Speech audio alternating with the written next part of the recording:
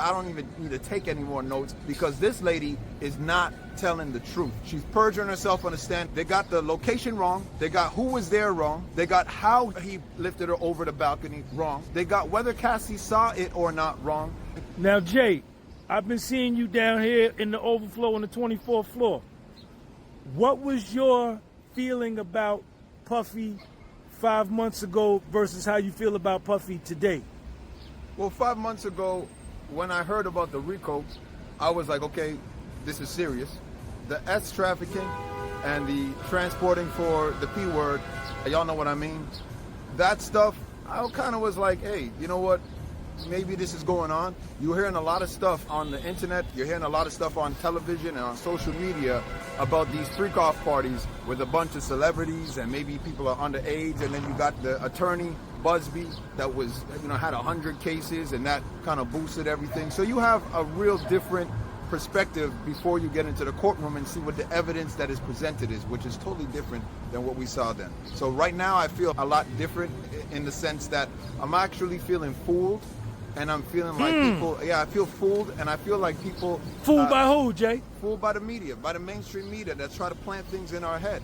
I feel fooled. Now, I'm not saying that stuff didn't happen behind the scenes. What I'm saying is that stuff is not playing out in court. I'm from Trinidad. We say Papi Show. They have a big Papi Show about all these crazy things that are going to happen and it's going to be released.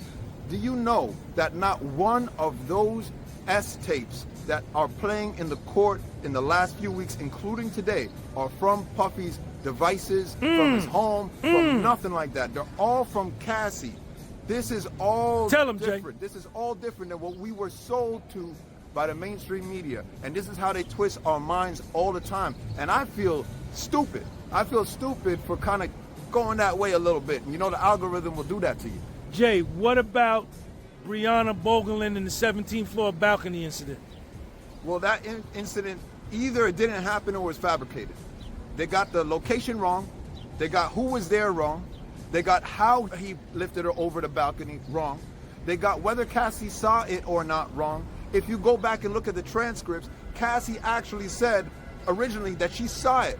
But then they confronted her with a text message that says, I heard I just found out he dangled my friend over the balcony. And that was a text message to KK. And the defense asked her, but you said that you saw it, and then you said afterward that you just found out. She goes, I saw what I saw.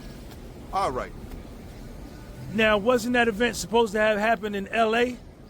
It was supposed to have happened in L.A.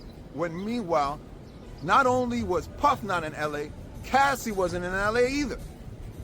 They were both at the, you guys know what it is. At the Trump International? Exactly. Write it in the comment section. Tell us where he was. Hey, and he was doing a signing at Macy's, and he was up in Harlem at a benefit for the kids. That's right. That's right. So people will argue, and the judge gave her the excuse, and people will argue, well, it was a long time ago. She was also drugged up, and she doesn't remember her dates and stuff. Okay, that's fine. You might not remember your dates. But what happened was she testified to taking the photos the day of. Under oath. Under oath. And she even testified that the reason why she did the screenshot of the metadata, she had a screenshot of the metadata as to when those photos were taken. Tell him, Jay. Right? And so she testified, I took a screenshot of the metadata because I wanted to document the exact day it happened. So it's one thing to get your dates mixed up, but your testimony is not correct or even true if you're saying the whole reason why I screenshotted the metadata is because it happened that day and I wanted it to be fresh. Furthermore, she did go to the, chiropractor or something like that, but says she ran out of there when they asked, oh, how did this happen to you? Okay, and she got a neck brace that she didn't need. Chiropractor gave it to her. They asked, did the chiropractor tell you that you needed a neck brace? No, I asked for one. Okay, what are we talking about? Jay, juror number 6, the black male juror. Juror number 6 is tough, man. The bottom line is, I agree with the judge's decision to remove the juror, but I don't agree on how this all happened. It is unfair that the juror was removed, but it is what the judge had the responsibility to do. And the reason why I say that is because I've been in the court 4 to 5 days a week, so that's 80% of the time. Obviously, Coach has been here every single day.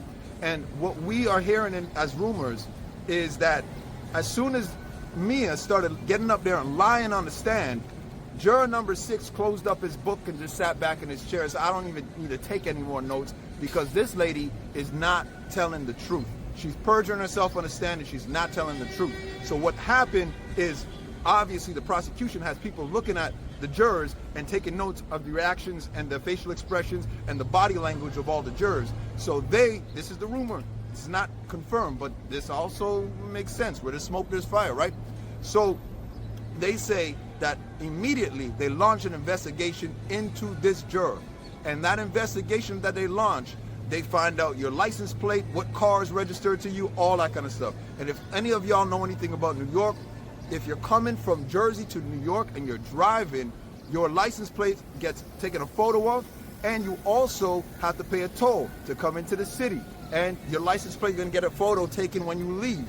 It's nothing for the government to pull up that information. Rumor has it, they went and told the jury staff, which I don't know if this is true, but I would assume that the jury staff also work for the government. You're working in a government building, right? You're working in a government courtroom. I'm assuming that you work for the government. They went to the staff, the jury staff, and they said, ask this guy about New Jersey. Because when we saw his record, he said he lives in the Bronx. So ask him about New Jersey. And then that's how this all opened up, and he got flustered and he gave 2-3 different stories. And what the judge is basically saying is, look, man, either you were trying to finesse your way onto this jury, or you can't understand simple instructions when asked, where do you live and who do you live with? Because you're giving me different stories now. And I'm compelled, even though I don't think it's fair, I don't want to, I'm compelled, I have to remove that juror. This is not right, though. Ask yourself this. If the prosecution was winning, why would they have to try to get rid of a juror? The first thing that the judge said is usually when there is a juror challenged and there's a request to remove a juror, it comes from the defense. But this is coming from the prosecution, which is very rare according to what the judge is saying. Because they're getting destroyed. Because they're getting destroyed. So you're listening to mainstream media, that is not the truth. If they were not getting destroyed, why do you got to remove a juror? Why do you got to remove the black man to put the white man? Now, Jay, how do you feel about Puffy's legal team, his defense team, man? The job they've done. They are giving OJ's dream team a run for the money.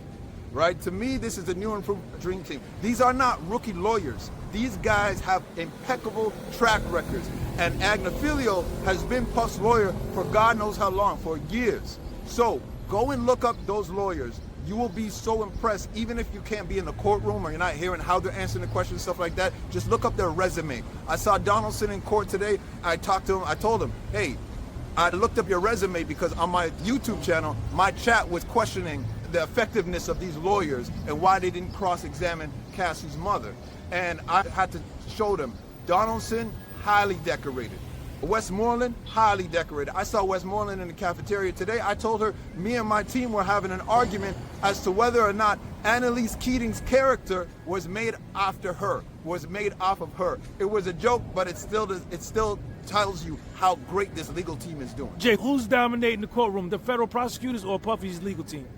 I mean, Puffy's legal team, the way they carry themselves, the way they ask their questions, the way they move around, the way they walk outside of the courtroom and people swarm them, you don't understand. People are going and taking photos. Even if they're not on the defense's side, they're still going up and congratulating Tenny Geragos for her pregnancy. They're going up and saying, hey, great job. You don't do that if you're on the other side and these guys are doing a bad job. Obviously, they're doing an amazing job and they're crushing it, 100%. Jay, if you're on the jury, is Puffy guilty or innocent?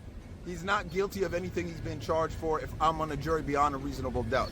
You might have something here or there. If you guys want more of me breaking down each predicate act, I do breakdowns on my channel, and I break down the actual facts, the actual statutes. I look up the statutes on Cornell University Law. I learn the actual statutes and how this applies to this particular case.